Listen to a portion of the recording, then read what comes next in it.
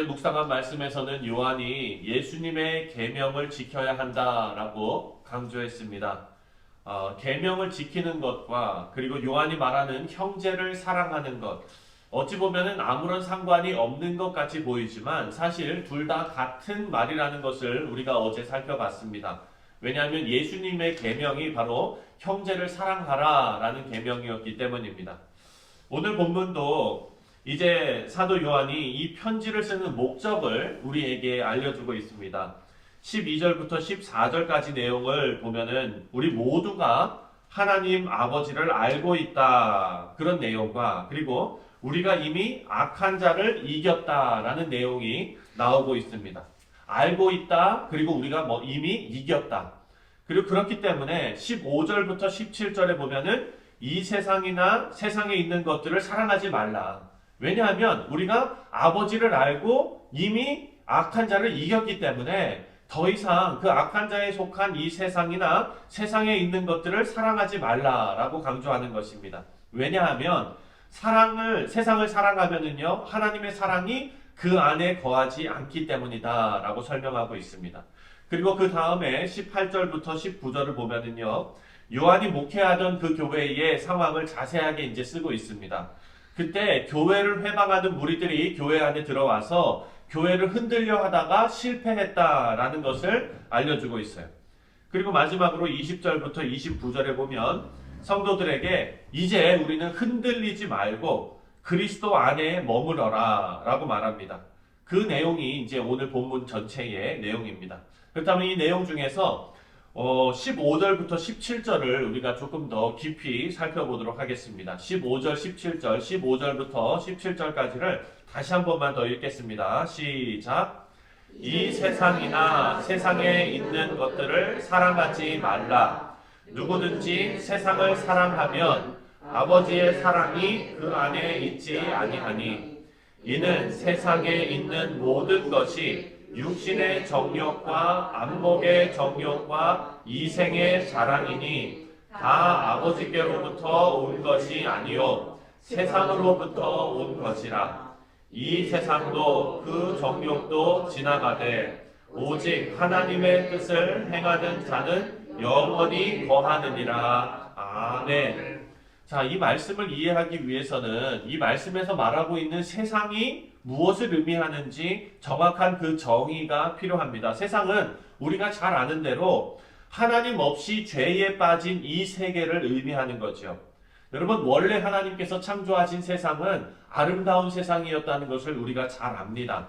아름다웠습니다. 하지만 죄로 인해서 그 아름다운 세상이 다 변했습니다. 이 세상은 악한 자가 지배하고 그리고 사람들을 유혹해서 죄를 짓게 만드는 세상으로 변한 것입니다.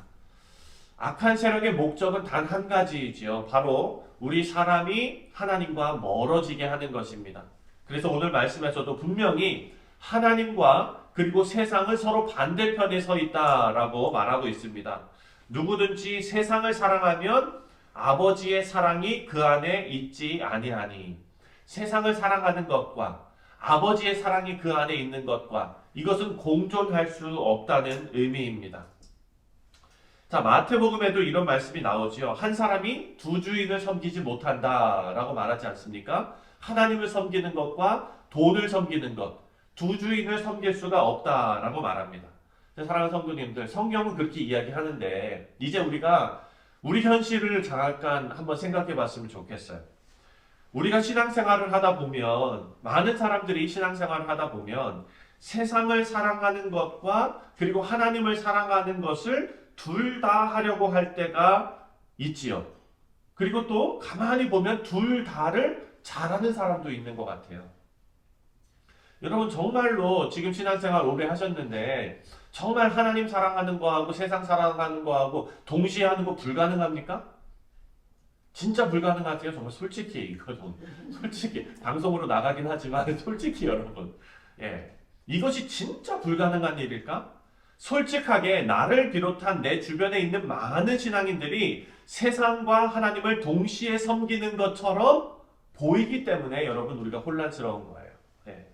이런 문제로 고민하시는 성도님들 중에 이 겪는 그 여러 가지 어려움이 있어요. 그 어려움 중에 하나가 뭐냐면 바로 이런 거일 것입니다.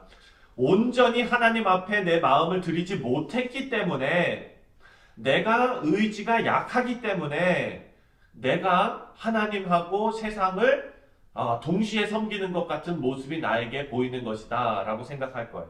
다시 말씀드리면 온전히 하나님께 마음을 드리지 못하는 내 모습이 무엇 때문이냐? 그 문제는 내 의지가 약하기 때문이다. 의지 박약이기 때문이다. 그러면 여러분 어떻게 합니까? 자신을 더 몰아세우겠죠. 여러분 사실 이런 것들이 더 극단적으로 발전하면은요, 극단적인 금욕주의에 빠지는 것이죠. 그래서 자신의 고통을 감수하면서 세상과 담쌓고 사는 금욕주의에 빠지게 되는 거예요. 네, 그렇게 되면 어떻게 됩니까? 다음 단계는요, 나처럼 하지 못하는 사람들을 정죄하는 단계로 넘어가게 되는 거예요.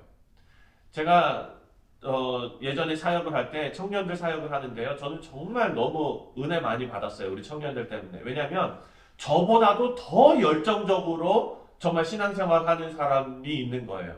근데 이거를 그 청년부 안에서 제가 목회를 잘 운전을 해야 됐어요. 왜냐하면 그런 청년들은요, 열정이 있기 때문에 정말 막 금요일날 밤 12시까지 하고, 그리고 막 그냥 1시, 2시에 집에 가가지고 그 다음날 토요 새벽 예배에 4시부터 나와가지고 2시간 자고 나오든지, 아니면은 자기가 못 일어날 것 같으면은 교회 가서 거기서 자고 아침에 새벽 예배 찬양팀 인도하고 막 이래요. 그러니까 그 열정을 못 따라가겠는 거예요, 제가. 그리고 우리 그 청년 리더들이 못 따라가는 거예요. 그런데 여러분, 이 어떤 현상이 발생하냐면은, 어떻게, 청년부의 그 리더라는 사람들이, 나만큼도 못하냐, 이런 이제 일들이 막 벌어지는 거예요. 그래서 여러분 어떻게 됩니까? 나처럼 하지 못하는 사람을 정죄하는 단계로 넘어가게 되는 거예요. 자, 반대로, 이런 것도 지금 문제지만, 반대로 또 어떤 문제가 있느냐면, 나는 어쩔 수 없는 죄인이고, 그리고 예수님께서 죄인을 위해서 이미 구원을 다 이루셨기 때문에 내가 굳이 거기에다가 밥숟가락을 얹는 것, 내가 굳이 거기에다가 선행을 하려고 애쓰고 도덕적으로 바르게 살려고 애쓰는 것 자체가 어찌 보면은 완성된 구원에 내가 뭐를 더 첨가하는 것처럼 내가 내 안에 교만으로 그런 것이 있는 것이다 라고 생각하는 사람도 문제가 있는 거예요. 이거는 이쪽 극단적인 일이고, 그리고 지금 설명드린 것은 이쪽의 극단적인 일인 거죠. 여러분, 우리가 요한일서를 묵상하면서 생각해야 될 것은요, 항상 머릿속에 그려야 되는 컨셉은 바로 나무입니다. 나무에서 열매 맺는 것, 자연스러운 것.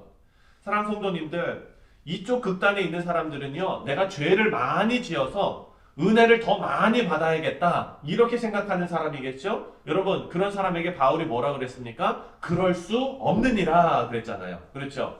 마찬가지로 여러분, 우리는요, 신앙생활 안에서 양쪽 극단이 아니라 우리의 열매 맺음이 자연스러워야 한다는 것입니다. 제가 설명을 드리겠습니다. 우리가 구원받은 시점에서 우리 신앙의 상태는요, 그 누구도 완전한 상태가 아니었어요. 우리가 아직 죄인 되었을 때에 예수님께서 우리를 위하여 십자가에 달려 돌아가심으로 우리를 구원하신 거 아닙니까? 그러니까 우리가 구원받은 상태는 언제든지 그 누구든지 그 상태는 죄에 빠져 있었던 상태였습니다. 그런데 구원은요, 그 순간 우리의 자리를 옮겨서 완벽한 그리스도인들이 되게끔 하는 게 아니에요. 구원은 우리가 예수 믿는 순간 죄 안 짓는 사람이 되고, 예수님처럼 정말 그 성령 충만한 사람이 되고, 정말 죄 안 짓는 그런 분이 된 게 아니라는 거죠. 물론 여러분, 우리의 신분은 그렇게 되었어요. 왜냐하면 목적지가 정해진 싸움이기 때문입니다. 자, 다시 한번 설명을 드리면, 여러분들께서 이제 한국에 방문하실 때 되면은 여러분 뭐 타고 가시나요? 비행기 타고 가시죠? 아직 뭐 배 타고 가시는 분들은 없잖아요. 그렇죠? 비행기 타고 가시잖아요. 자, JFK 공항에 가는데 비행기 시간은 다 됐는데 트래픽이 막 걸려가지고 발을 동동 구릅니다. 여러분, 마음이 졸여요, 안 졸여요? 졸여요, 정말. 어떡하지 막 이러면서 그냥 가잖아요. 막 가가지고 수속을 하고 비행기 안에 내 자리에 탁 앉았어요. 그럼 어떻게 돼요? 한숨이 탁 놓으면서, 이거 됐다, 이제 됐다, 이렇게 됐죠. 그런데 공항까지 가고, 그리고 비행기에 앉아가지고 이 지도를 막 보면서, 이게 한국에 갈까? 이게 어디 뭐 다른 데 가는 게 아니라 한국에 갈까? 이렇게 생각하는 사람이 있어요, 없어요? 없어요. 비행기에 타는 순간 우리는 이제 푹 자고 일어나면은 한국에 도착해 있을 것이다 라는 걸 알아요. 그렇죠? 여러분 구원이 마찬가지인 거예요. 우리가 예수를 믿는 순간 우리의 목적지는 정해져 있는 거죠. 거기까지 성령 하나님께서 우리를 이끌고 가시는 거예요. 그거를 걱정할 필요는 없어요. 다만 우리는 어떤 일이 있느냐? 우리의 시작점에서부터 우리는 한국으로, 천국으로, 그리고 하나님께서 원하시는 영광의 자리로 이동하고 있다는 사실을 잊어버리면 안 되는 거죠. 그래서 여러분, 이동하는 그 배에 탔다는 것, 비행기에 탔다는 것 자체가 우리에게는 주어진 신분으로서 구원에 이르는 그 길에 벌써 올라탄 거죠. 하지만 우리의 그 과정은요, 그 시작은 우리가 못난 죄가 가득한 그 자리에서부터 시작을 한다는 것입니다. 그래서 우리는 세상도 섬기고 하나님도 섬기려고 애쓰는 그 단계를 지나가는 이유가 바로 그것입니다. 한 번에 거기까지 순간이동하는 게 아니죠. 그래서 우리는 꼭 기억해야 할 것이 바로 이것입니다. 하나님도 섬기고 세상도 섬기는 못난 모습이 내 안에 계속해서 있는데 그것은 지나가는 단계다라는 사실을 꼭 기억하시고 그 자리에 머물면 안 되는 거죠. 그 자리에 머물러서는 안 되는 것입니다. 계속 성령 하나님께서 내 안에서 역사하시는 그 역사하시는 사역의 반경이 넓어지도록 우리가 성화를 향해 나아가야 될 줄 믿습니다.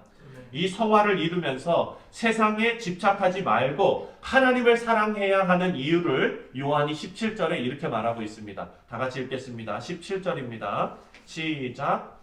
이 세상도 그 정욕도 지나가되 오직 하나님의 뜻을 행하는 자는 영원히 거하느니라. 아멘. 사랑하는 성도님들, 요한이 뭐라고 얘기하냐면요, 세상의 정욕, 물질에 대한 그런 마음, 이 모든 것이 다 어떻게 된다고 얘기합니까?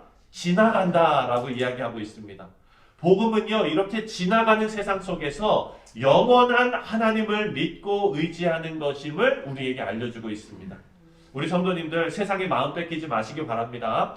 성도를 흔드는 적그리스도의 세력에 흔들리지 마시기 바랍니다. 오직 하나님 안에서 영원한 약속, 그 약속을 붙드시고 오늘 하루도 승리해 내시는 우리 사랑하는 성도님들 되시기를 주님의 이름으로 간절히 축원합니다. 기도하겠습니다.